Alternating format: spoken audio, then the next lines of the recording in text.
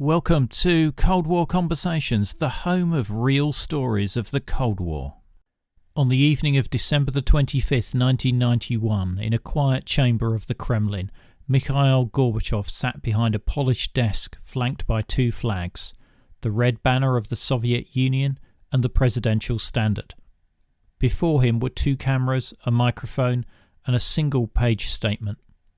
At precisely 7 p.m. Moscow time, he looked into the lens and addressed not just his nation, but history. This is Cold War Conversations.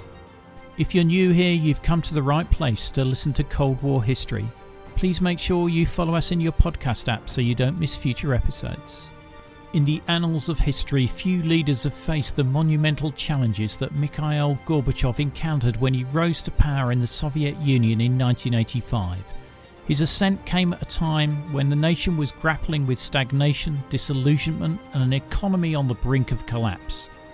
Gorbachev, the youngest general secretary in Soviet history, was thrust into a leadership role that demanded not only a vision for reform, but also the courage to confront an entrenched bureaucracy resistant to change. In a new format, I explore the life of Mikhail Gorbachev without a guest. I'm delighted to share with you Gorbachev, the man who ended an empire. Part 1. The man from Stavropol. In the early morning of March the 11th, 1985, the Politburo of the Soviet Union convened in sombre silence beneath the looming chandeliers of the Kremlin. Konstantin Chernenko, the third secretary to die in office in less than 3 years, had passed away just hours earlier. The leadership of the world's second superpower stood precariously balanced on a precipice of stagnation, cynicism and fatigue. The Soviet economy was spluttering, its people were disillusioned, its leaders increasingly were dying of age rather than ideology. By midday it was clear who would take the helm. A man barely in his mid-50s with a broad forehead marked by a port wine birthmark and an easy disarming smile emerged from the internal politicking with a mandate few had anticipated. Mikhail Sergeyevich Gorbachev was to become the General Secretary of the Communist Party of the Soviet Union, the youngest in its history since Stalin, and as it would turn out, the last. Born in 1931 in a small village in the Stavropol region of southern Russia, Gorbachev was a product of the Soviet system at its most paradoxical. Raised by peasant grandparents who survived famine and purges, educated by a system built to manufacture loyal cadres, yet inspired by a sincere belief that socialism would serve humanity more justly.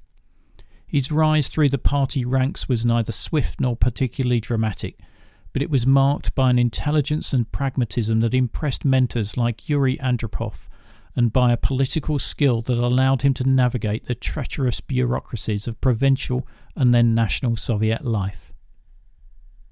As first secretary of the Stavropol Krai in the 1970s, Gorbachev oversaw agricultural programs with mixed results, but he also developed a reputation for competence and incorruptibility. He travelled often to Moscow and became known in central circles as a loyal yet reform-minded functionary. When Andropov, the former KGB chief, assumed power in 1982, he promoted Gorbachev and began grooming him for higher office. After Andropov's premature death in 1984 and the brief, listless tenure of Chernenko, Gorbachev emerged as a compromise candidate, young, energetic, and widely regarded as both a loyal party man and possible reformer. His ascent came at a critical moment. The Soviet Union was a superpower in form, but ailing in function. The Brezhnev-era stability had ossified into paralysis. Oil prices, which had propped up the Soviet economy, had collapsed. Agricultural inefficiencies were endemic. The war in Afghanistan, now in its 6th year, drained resources and morale. Dissent was suppressed, but it festered. Eastern Europe was restive. The arms race with the United States intensified under Ronald Reagan and threatened both economic collapse and nuclear annihilation. Gorbachev's appointment was greeted with a guarded optimism in the West. Unlike his predecessors, he spoke in full sentences without reading from notes. He appeared relaxed on television. He was said to read foreign books and even to allow debate amongst advisors.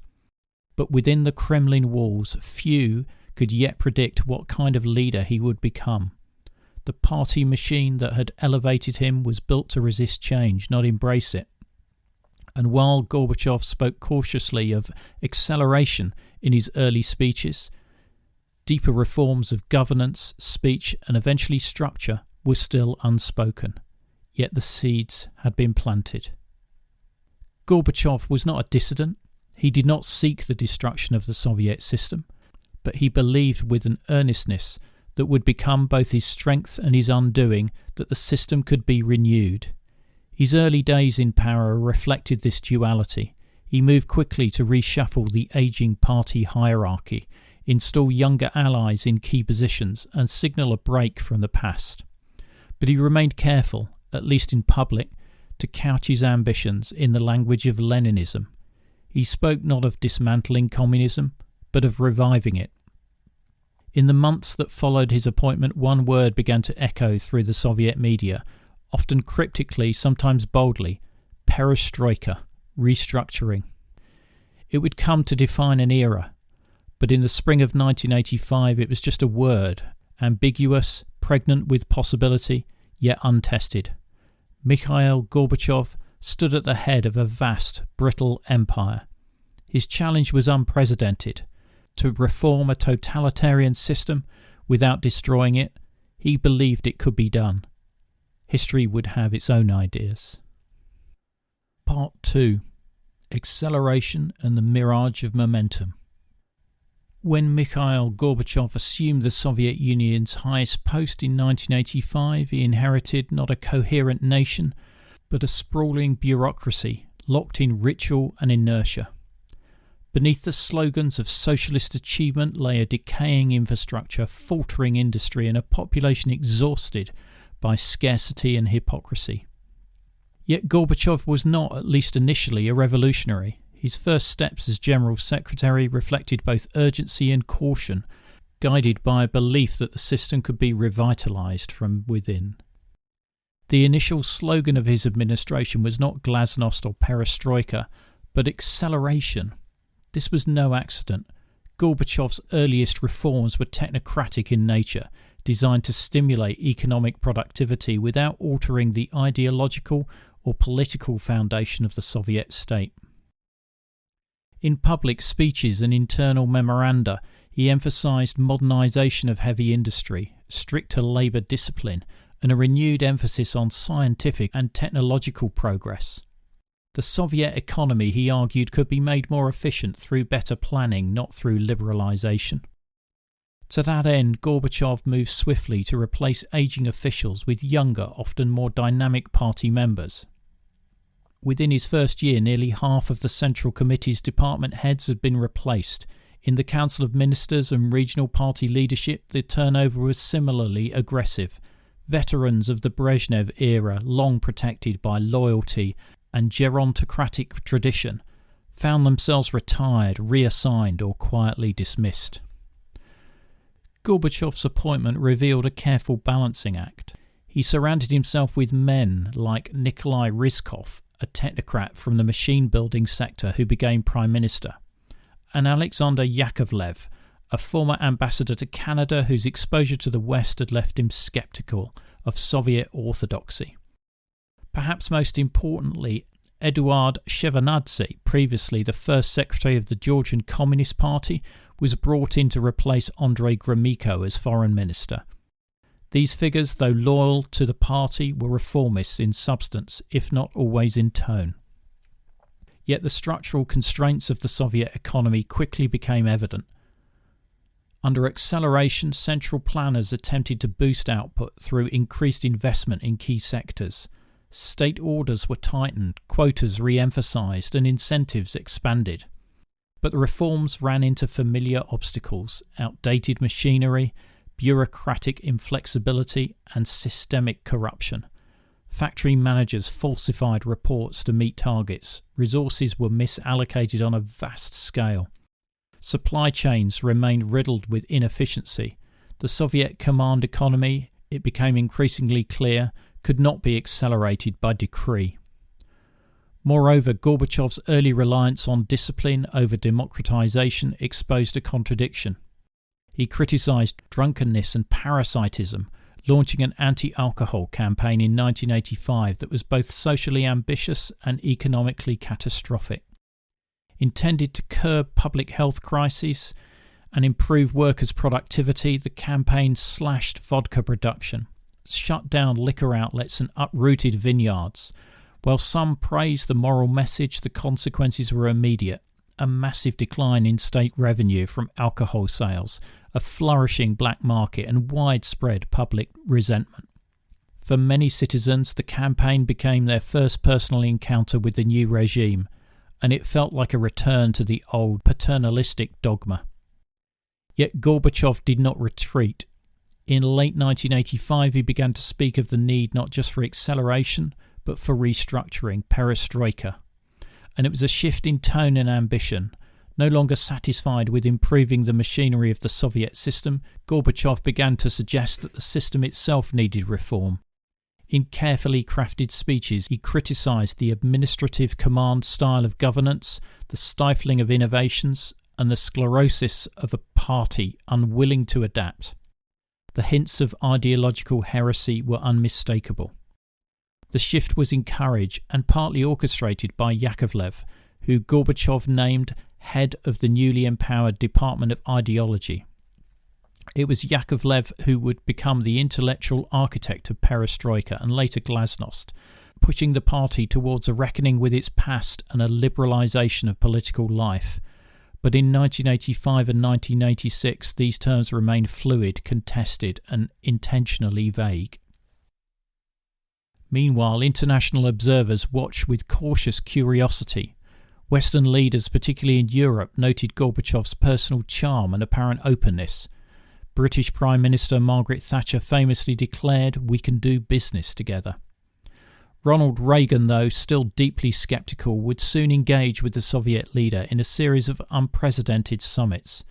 But Gorbachev's attention in these early years remained focused inward, on dismantling the bureaucratic encrustations of a system he still believed could be redeemed. There was a dawning realisation, however, that economic reform could not succeed without political reform. This insight, radical in the context of Soviet orthodoxy, would define Gorbachev's evolution in the years to come. For now, acceleration had failed to deliver its promises. The Soviet economy remained sluggish, shortages worsened, and social frustrations grew more visible. The old tools of Soviet governance, censorship, repression, fear, were no longer sufficient to keep discontent contained. Gorbachev was not ready to abandon the party, but he had begun to challenge its monopoly on truth, and in doing so he'd already set in motion a process that would prove impossible to stop. Part 3. The opening to the West. The diplomatic pageantry of the Cold War was long governed by suspicion and stasis. Over decades, summits between Soviet and Western leaders had become performative rituals, necessary for global stability but rarely transformative. In the early 1980s, the chill had deepened. The Soviet invasion of Afghanistan and deployment of SS-20 nuclear missiles in the Warsaw Pact countries, the NATO deployment of Pershing II missiles in Europe, and the anti-communist rhetoric of Ronald Reagan had cast the US-Soviet relationship into a state of dangerous volatility. Arms control negotiations had collapsed. Dialogue, when it existed, was icy and formal. Then came Mikhail Gorbachev. In contrast to his predecessors, grim, aged men who spoke from prepared texts and rarely smiled, Gorbachev presented something new, even disorientating. He was confident, articulate and curious. Fluent in the dense lexicon of Soviet Marxism, he could speak in plain terms. He had read Western newspapers and absorbed their criticisms. He had travelled abroad and, unlike most Soviet leaders, had formed impressions that went beyond protocol. Above all, he appeared to believe that the Cold War itself could be managed differently, not just through confrontation and deterrence, but through negotiation and mutual understanding. His first formal overture to the West came in March 1985, days after assuming power. He sent a letter to US President Ronald Reagan proposing renewed dialogue. The letter was respectful but guarded. Reagan's initial response was cautious. He had built much of his presidency on confronting Soviet expansion, and to many of his advisers doubted Gorbachev's intentions. But the president, a former actor with a keen sense for personality, saw something different in the new Soviet leader. "This one's different," Reagan reportedly told his national security team. "He has energy." The first real test came in November 1985 when the two men met in Geneva. The setting, a neutral city on the shores of Lake Geneva, was chosen carefully. The symbolism was understated, but the stakes were high. The agenda centered on arms control, particularly the vast nuclear arsenals that both sides had amassed. But behind the formal language was something more elemental. Could these two men, one a Cold War warrior of the American right, the other a reformist product of Soviet socialism, find any shared ground? The Geneva summit was in many ways inconclusive. No treaties were signed, no major breakthroughs occurred, but it marked a decisive change in tone. From the outset, Gorbachev and Reagan insisted on extended private conversations, first in the company of interpreters, later one-on-one. These sessions, candid and sometimes combative, revealed stark ideological divides. Reagan pressed Gorbachev on human rights and dissidents. Gorbachev lectured Reagan on the dangers of nuclear militarism and capitalism's moral vacuity. And yet, despite their differences, a rapport began to form. Both leaders were in their own way political outsiders.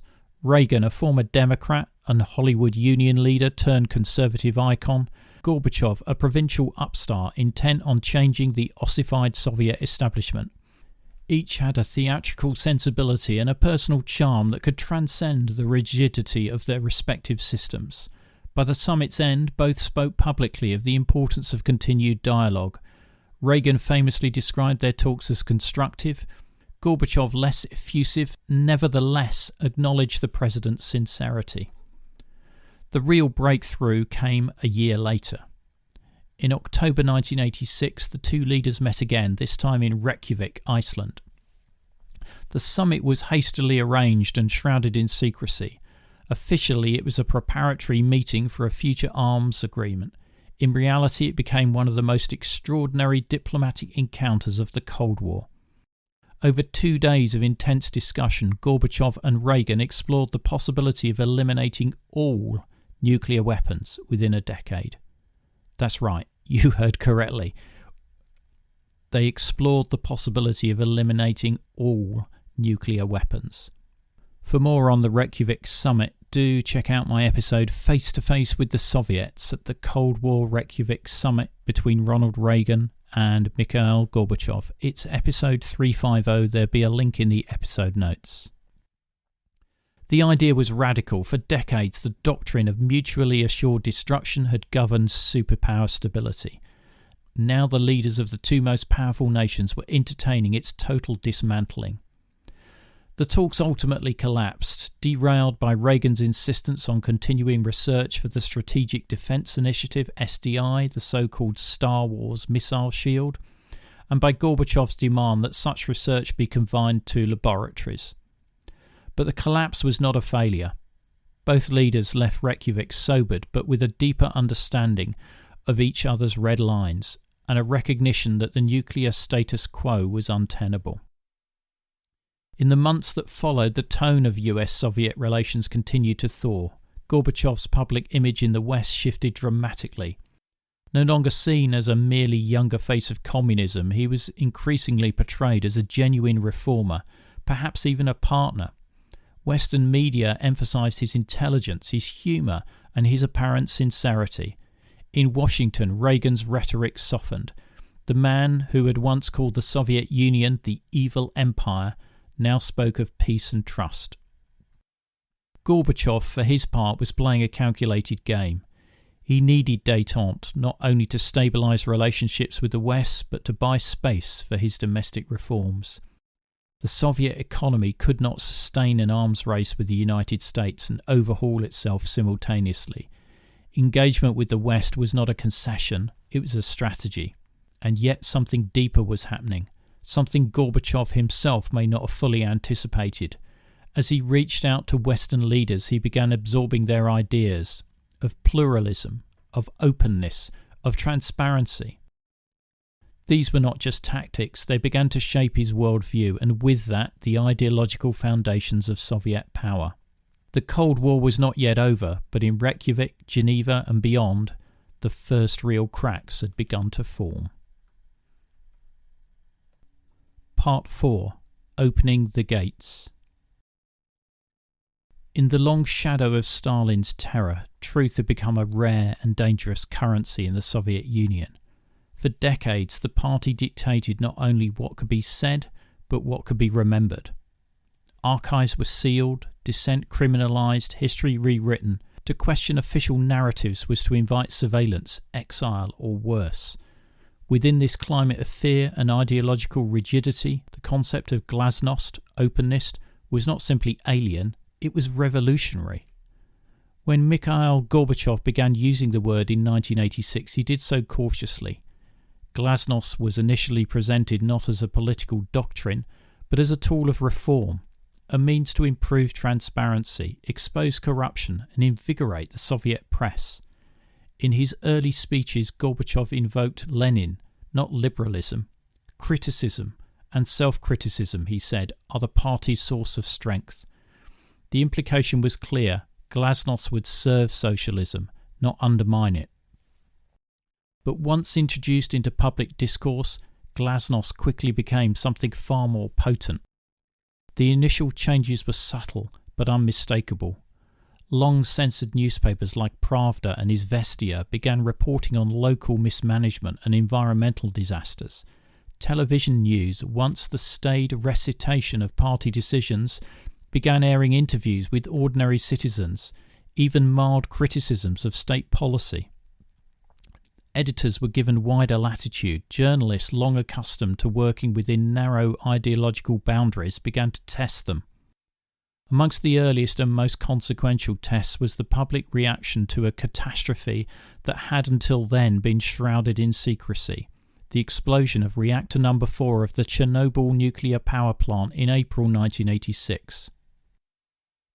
The disaster, initially denied, then minimised, was reluctantly acknowledged, became a turning point in the relationship between the Soviet state and its people. Radiation had spread across Ukraine, Belarus and into Europe, yet the Soviet public remained largely uninformed for days. When evacuations finally began, they were chaotic and underreported. Soldiers, firemen and villagers were exposed with little understanding of the danger. For many citizens, the cover-up felt like a betrayal, not just of health and safety, but of truth itself. As details of the disaster emerged through unofficial channels and foreign broadcasts, public anger grew. Chernobyl revealed more than the dangers of nuclear power. It exposed the fatal flaws of a closed system. Bureaucratic negligence, rigid hierarchy, and a culture of silence had magnified a technical failure into a national trauma. The phrase glasnost gained urgency, not as an abstract political ideal, but as a matter of life and death. By 1987, the boundaries of acceptable discourse were shifting rapidly. Previously taboo subjects, the Stalinist purges, the Nazi-Soviet pact, the 1968 invasion of Czechoslovakia, began surfacing in newspapers, journals and public forums. Writers who had been banned or silenced for decades were suddenly republished. Alexander Solzhenitsyn's The Gulag Archipelago, though still technically censored, was openly discussed. The works of other previously censored Soviet authors were reintroduced to Soviet readers, many for the first time. Even foreign authors, Orwell, Kafka, Camus, began to appear, often through unofficial samizdat channels that had once operated in secrecy. What began as a carefully managed liberalisation became in effect a cultural reckoning.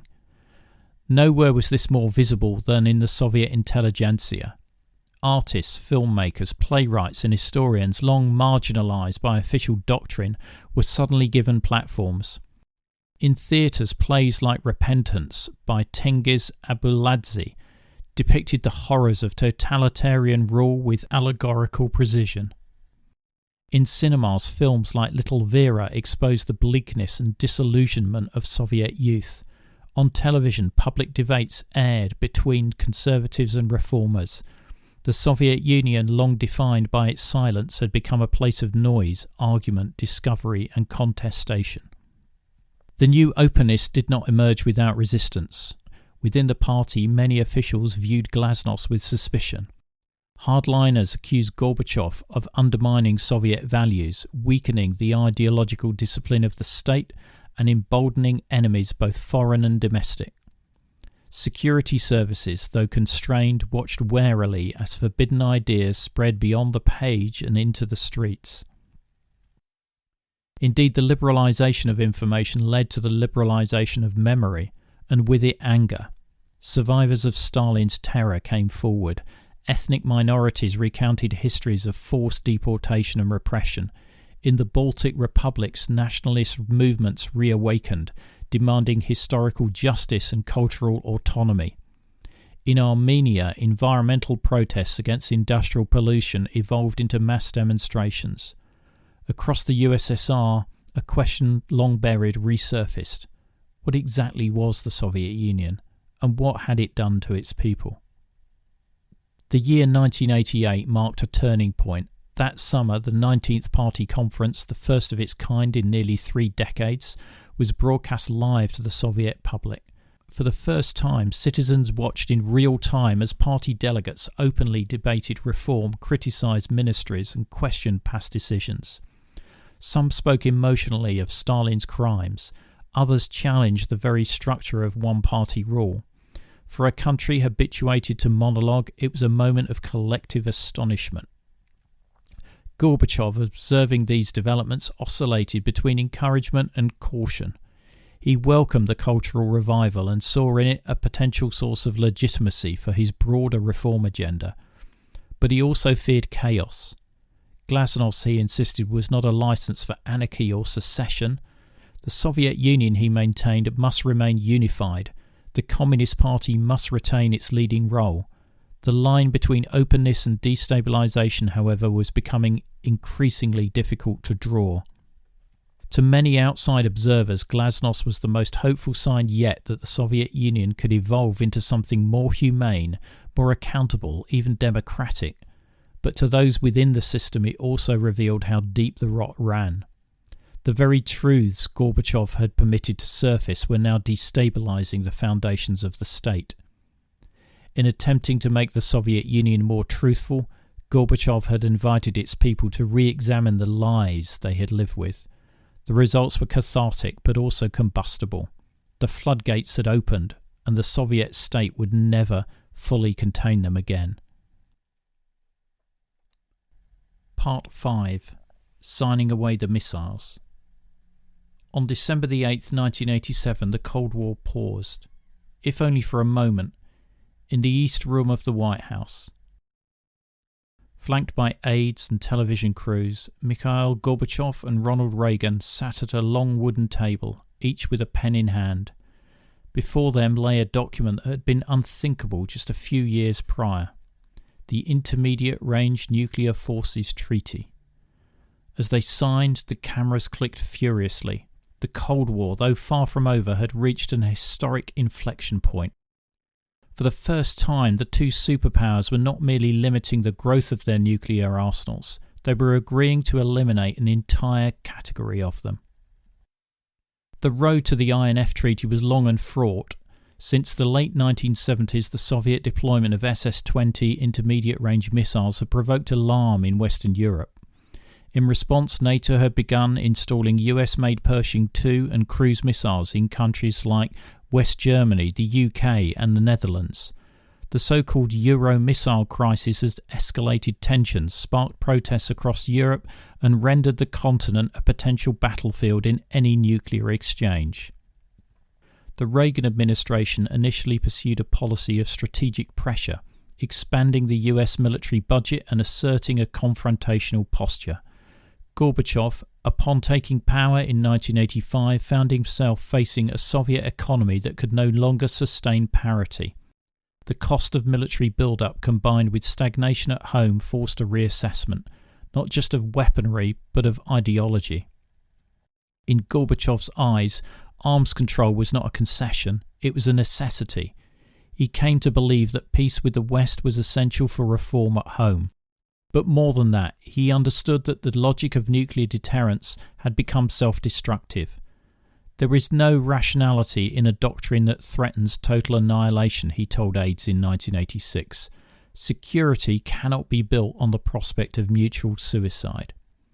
The Reykjavik summit in October 1986, although ultimately fruitless in concrete terms, proved pivotal.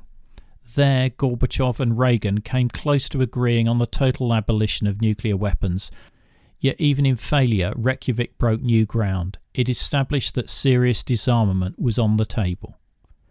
Over the next year, arms negotiators worked feverishly.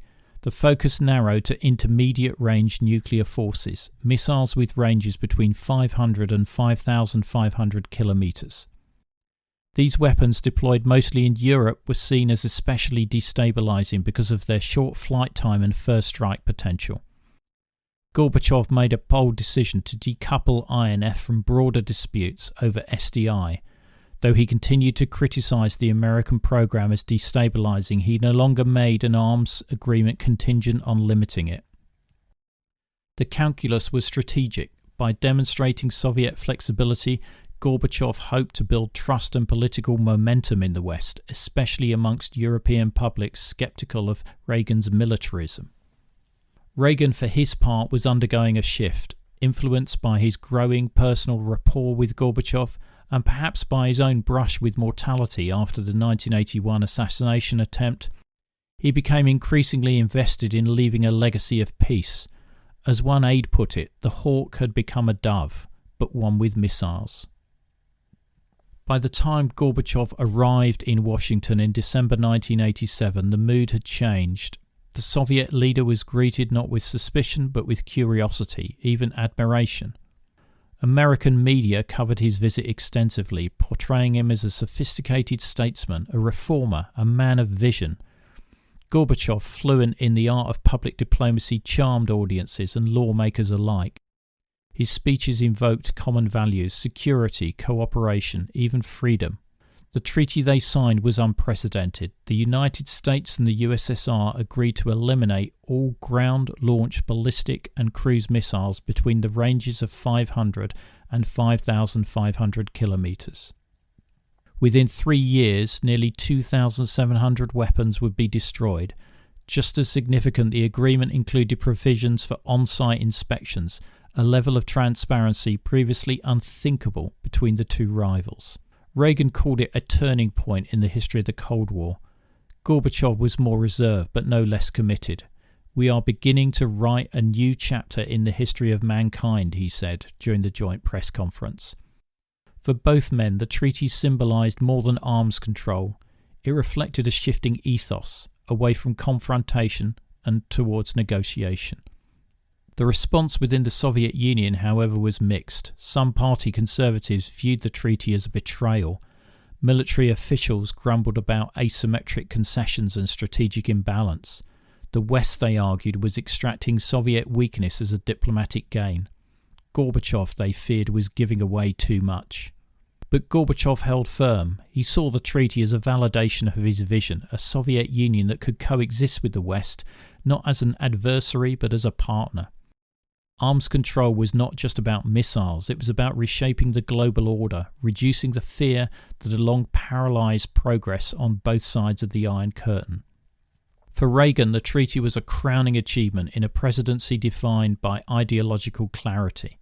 For Gorbachev, it was a high point of his strategic engagement, yet the deeper significance lay in what the treaty revealed. that the Cold War was no longer a binary struggle of equals. One side, the Soviet Union, was adapting, reforming, and beginning to question the very foundations of its power. The missiles would be dismantled, but the explosive forces, nationalism, dissent, history were only just beginning to emerge. Part 6. Nations within a nation. In the winter of 1988, a series of modest demonstrations in a small Caucasian republic would grow into something the Soviet leadership had not anticipated and could not contain. Armenians, long among the most loyal Soviet citizens, began gathering in Yerevan to call for the unification of Nagorno-Karabakh, an Armenian-populated enclave formerly part of the neighbouring Azerbaijani Soviet Socialist Republic, with Armenia itself. The demands seemed parochial at first, an echo of local ethnic grievances suppressed for decades, but within weeks the demonstrations spread, growing larger and bolder. Students, factory workers and intellectuals joined hands in the streets, chanting slogans not only of unity but of historical justice and national identity. The protests marked more than a territorial dispute. They signalled the reawakening of nationalism across the Soviet Union, a force long buried under the weight of communist internationalism and imperial control. For decades, Soviet ideology had proclaimed the friendship of the peoples. The USSR's multi-ethnic republics from the Baltic coast to Central Asia were portrayed as harmonious components of a larger socialist family. In reality, the Soviet Union had always ruled through a delicate and often brutal balancing act. Moscow maintained tight control over national expression, enforcing Russification in language, culture and administration, while suppressing regional autonomy and historical memory. In the late 1980s, glasnost had shattered that silence. As censorship fell away, the buried grievances of the non-Russian republics came flooding into public discourse. Centuries of occupation, forced deportations, artificial borders, cultural erasure, these were no longer taboo topics. They were now shouted from podiums, printed in newspapers and sung in protest songs. In the Baltics, where memories of Stalin's annexation were still raw, national movements surged with remarkable speed and sophistication. In Estonia, the Popular Front began calling for greater autonomy and environmental protections. In Latvia, historians exposed Soviet crimes and denounced Russification. In Lithuania, where Catholicism had long been a source of resistance, mass rallies drew hundreds of thousands. By 1990, Lithuania's parliament boldly declared full independence from the USSR. But Moscow had not yet abandoned its ability or its willingness to use force. On the night of January the 11th, 1991, Soviet troops stormed government buildings and communications centres in Vilnius. 2 days later, on January the 13th, thousands of Lithuanians gathered at the city's TV tower to protect it from seizure. Soviet forces opened fire and drove armoured vehicles into the crowd. 14 people were killed and hundreds were injured. The images, bodies crushed by tanks, blood on the snow, panicked screams broadcast live shocked the world and shattered any remaining illusion of a peaceful Soviet withdrawal from its republics. It was not the first time in recent memory that a communist regime had turned its guns on civilians. Just over a year earlier, in June 1989, China had crushed a pro-democracy uprising in Beijing's Tiananmen Square. The Chinese leadership, fearing internal collapse, chose tanks over compromise. The massacre stunned the globe, and it did not go unnoticed in Moscow. Gorbachev, visiting Beijing just weeks before the crackdown, had witnessed the rising discontent. But unlike China's leaders, he refused to authorise a similar bloodbath in his own cities, at least not in most cases. Still, the events in Vilnius showed that the Soviet state, even under Gorbachev's reformist image, retained the capacity to violence. The crackdown cost Gorbachev dearly. It discredited him not only amongst Western audiences who had embraced his liberal rhetoric, but among Baltic citizens who had once looked to him as a possible ally in a peaceful transition.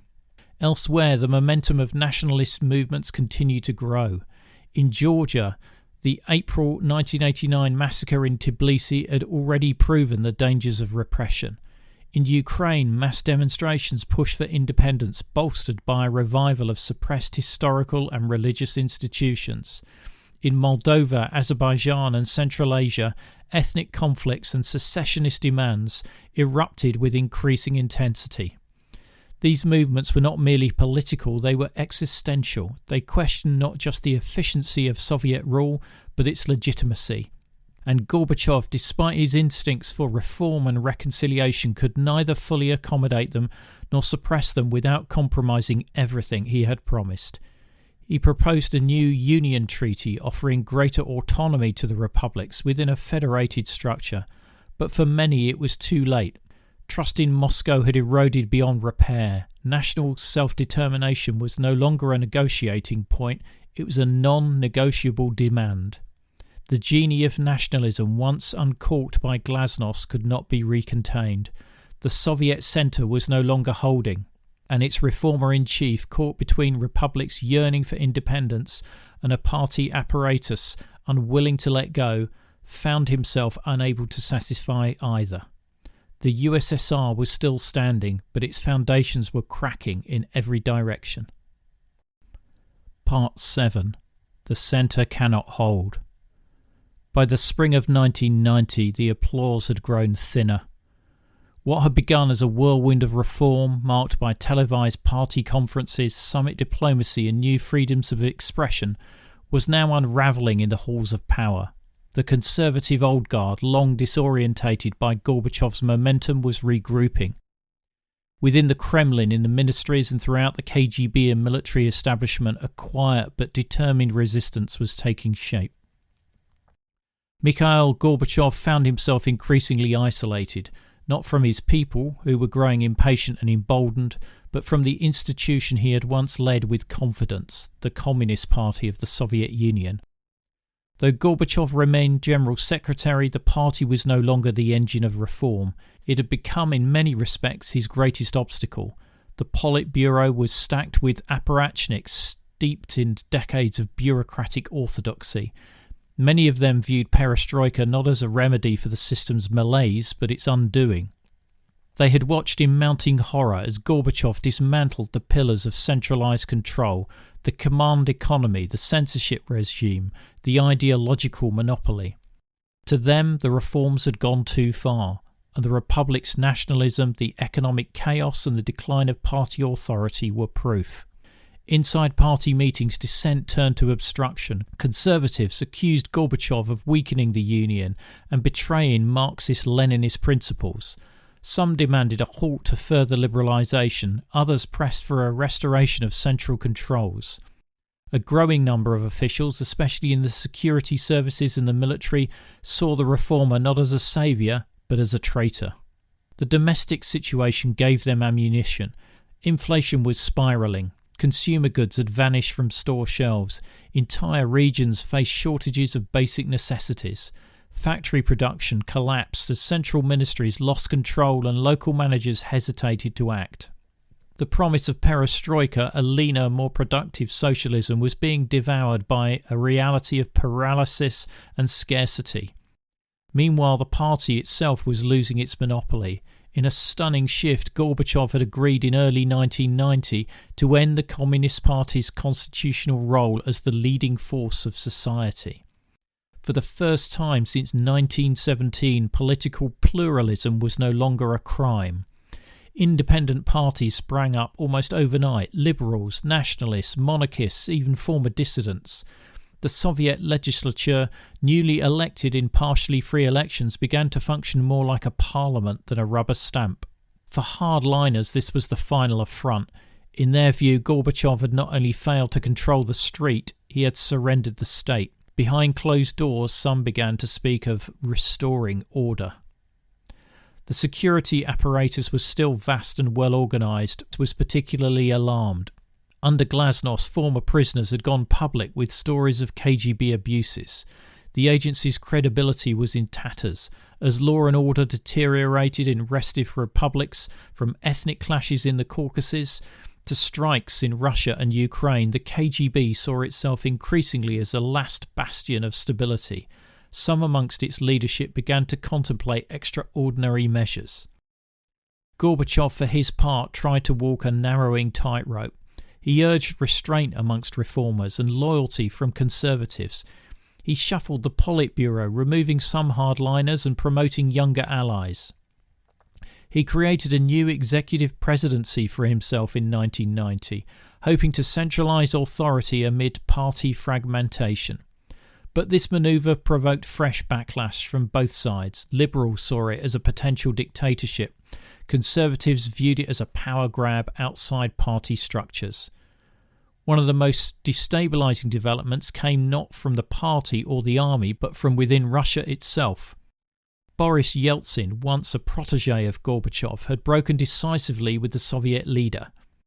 Elected in 1990 as chairman of the Russian Supreme Soviet, Yeltsin became the face of democratic opposition to the Soviet centre. Charismatic, populist and blunt, he courted liberals, nationalists and workers alike. When the Russian parliament declared its sovereignty in June 1990, asserting its laws over those of the USSR, it was Yeltsin who led the charge. The challenge from within the Russian Republic, the heartland of Soviet power, shook the foundations of the entire system. Gorbachev now faced not only nationalist succession in the periphery, but political insubordination at the core. His balancing act was becoming untenable. If he appealed the conservatives, he alienated the reformists and the republics. If he advanced reforms, he provoked resistance from the military and the KGB.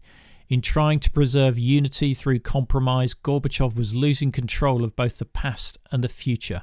By late 1990, the mood in Moscow had darkened. Rumours of plots circulated. The press, once euphoric about reform, began printing exposés on corruption, incompetence and collapse. Street protests turned hostile. Factory workers demanded food, not speeches. In the corridors of power, a quiet conspiracy began to crystallise. They would wait, and when the moment came, they would act. Gorbachev still held the presidency. He still chaired the Defence Council. He still commanded the levers of state.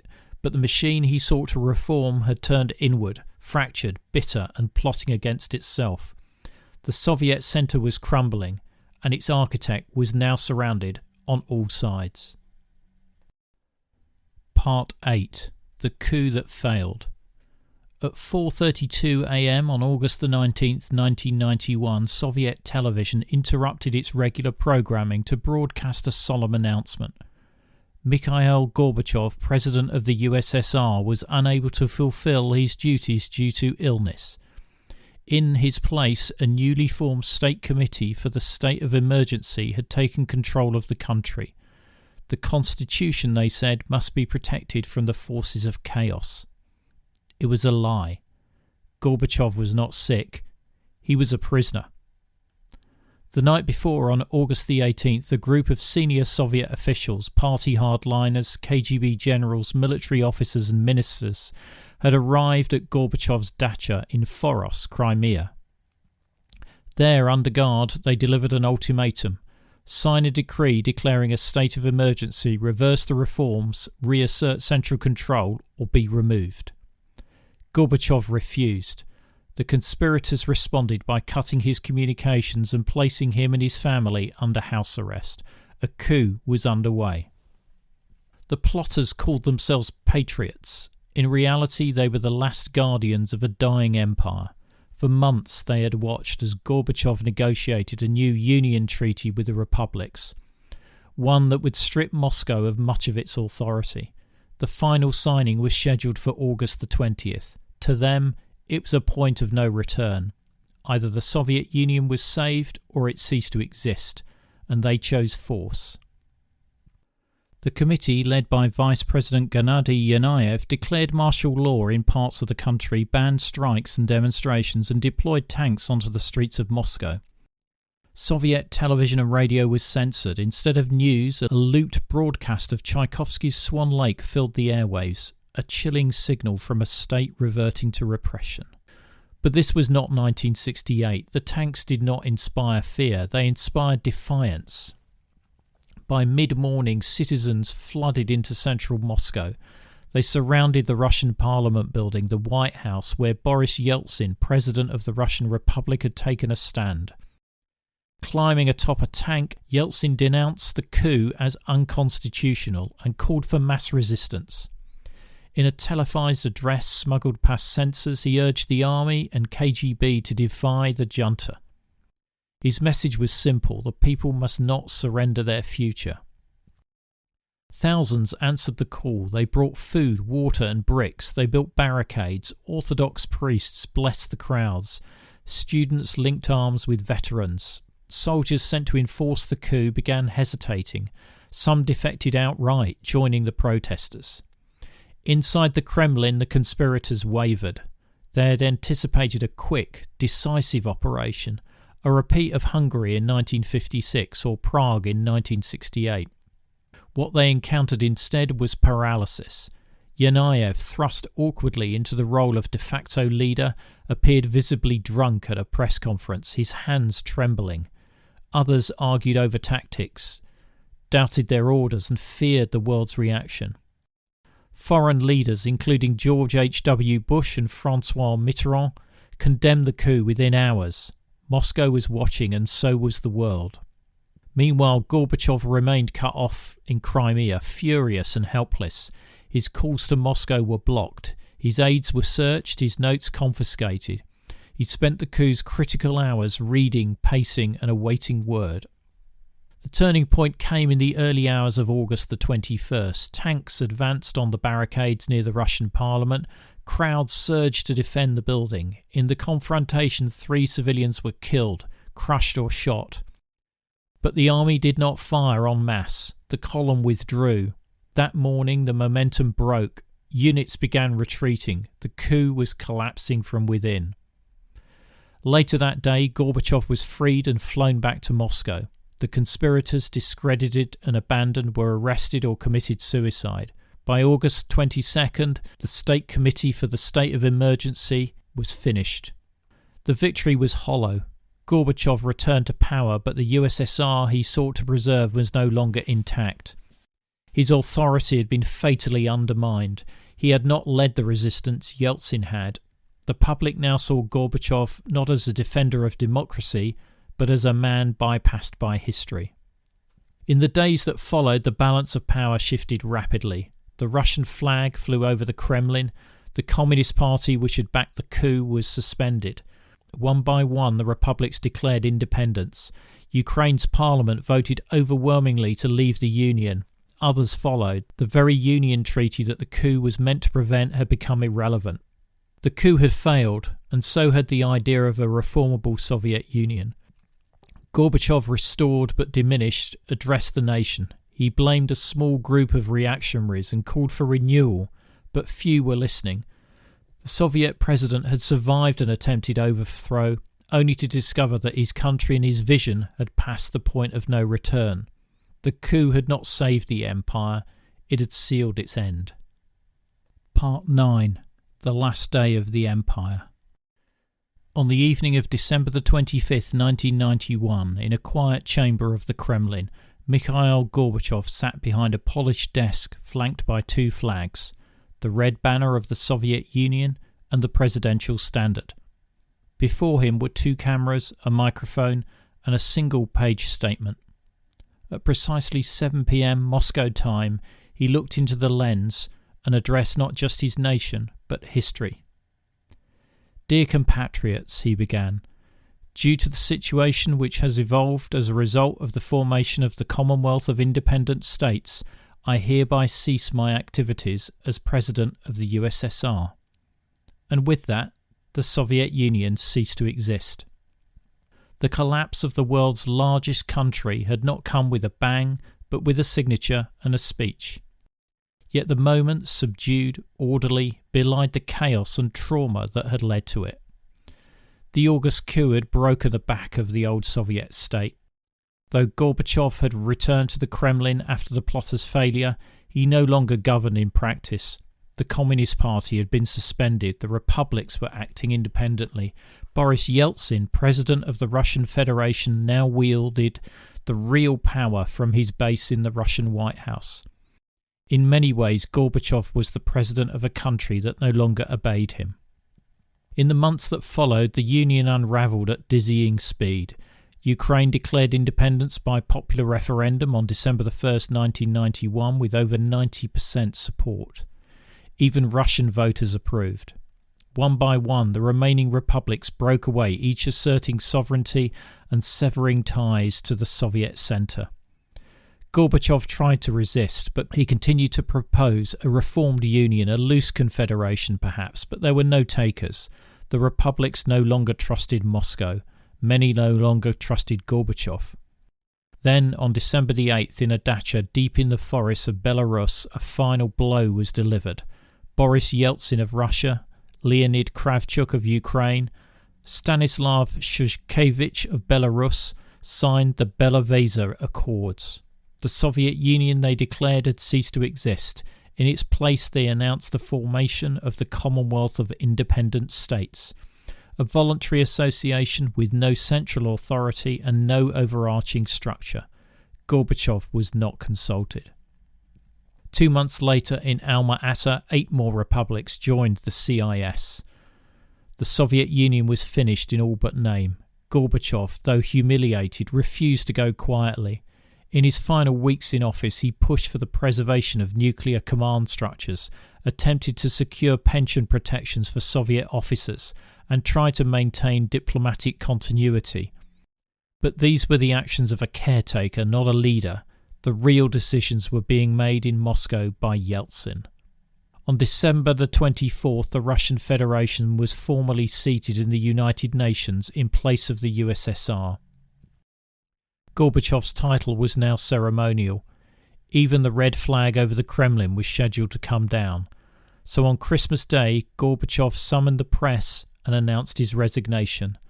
The speech lasted just 11 minutes, but it was laced with both dignity and sorrow. "I am concerned," he said, "that the old system collapsed before the new one had time to begin working." He warned of social dislocation, the dangers of extremism, and the rise of nationalist violence. Yet he also defended his record. He spoke of freedom of speech, of open elections, of ending the Cold War without bloodshed. "We gave freedom to political prisoners and to all people. We opened society. We gave freedom of conscience, freedom of speech, freedom of assembly." He closed with quiet resolve. "I want to thank from the bottom of my heart those who, during these years, stood with me for the right and good cause. Certainly some mistakes could have been avoided, and many things could have been done better. But I am sure that sooner or later our common efforts will bear fruit and our peoples will live in a prosperous and democratic society. I wish you all the very best." An hour later, the red flag was lowered from atop the Kremlin for the last time, and in its place the tricolour of Russia, white, blue and red, was raised. Mikhail Gorbachev gathered his belongings, stepped into his armoured ZIL limousine and left the Kremlin through the Spassky Gate. There was no cheering crowd, no gun salute, no ceremony, only silence. He had come to power intending to save the Soviet Union through reform. In the end, he had dismantled it.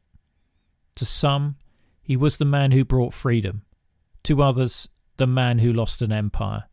To all, he was the last president of a vanished superpower. Part 10. The Weight of Legacy. When Mikhail Gorbachev stepped out of the Kremlin on December the 25th, 1991, he became a man uniquely burdened by history, a reformer without a state, a world figure revered abroad and often scorned at home. He entered civilian life without title or office, but not without ambition. In the years following the Soviet collapse, Gorbachev attempted to maintain a public role. He launched the Gorbachev Foundation, a think tank based on social, political and economic research, and later established the Green Cross, an international environmental organisation. He wrote books, gave lectures and remained a fixture on the global stage, welcomed in capitals where he was once feared, celebrated by leaders who had once distrusted him. In the West, his reputation soared. He was lauded for not just ending the Cold War, but for ending it peacefully. He had allowed the Berlin Wall to fall without tanks, permitted the withdrawal of Soviet troops from Eastern Europe and opened the USSR to the world. In 1990, he was awarded the Nobel Peace Prize.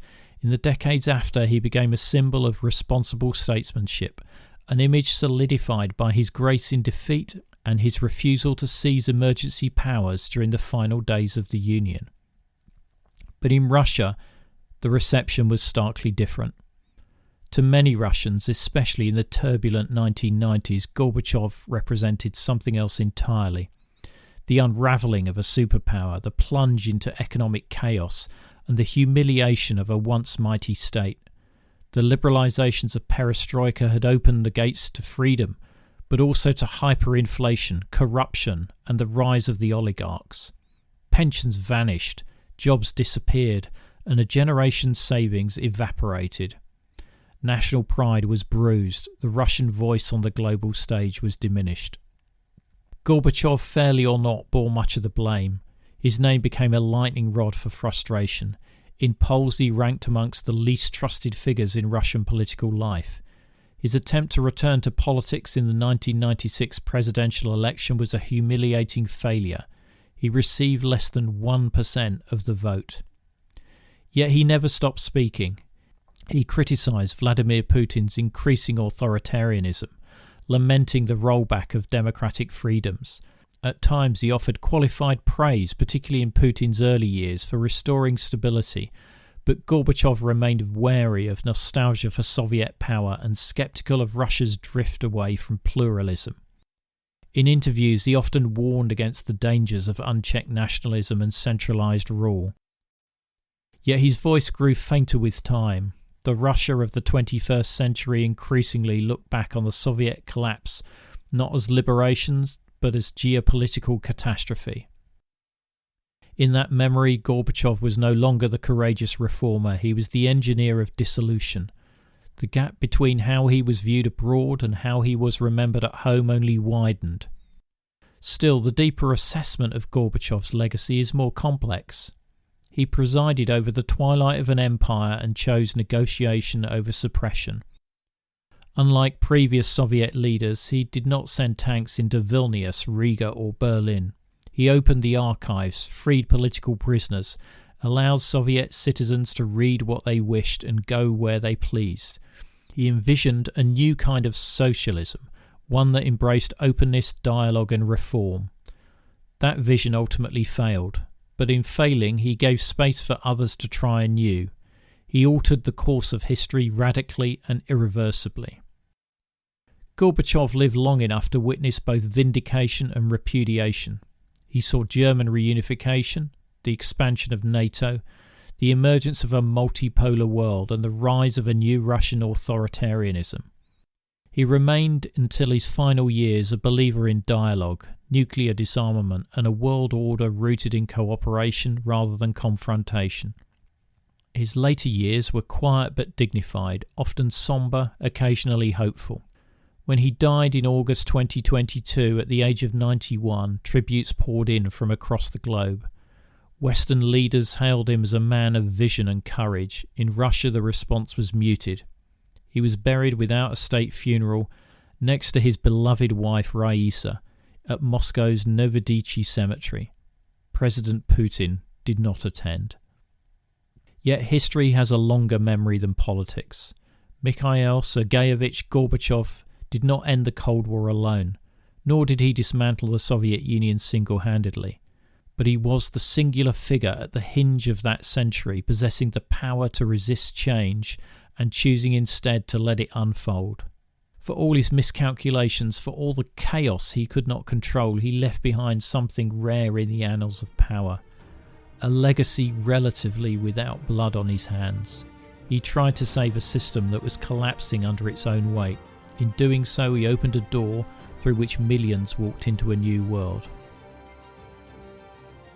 The episode extras such as videos, photos and other content are available via a link in the episode information. The podcast wouldn't exist without the generous efforts of our financial supporters, and I'd like to thank one and all of them for keeping the podcast on the road. The Cold War conversation continues in our Facebook discussion group. Just search for Cold War Conversations in Facebook. Thanks very much for listening, and look forward to seeing you next week.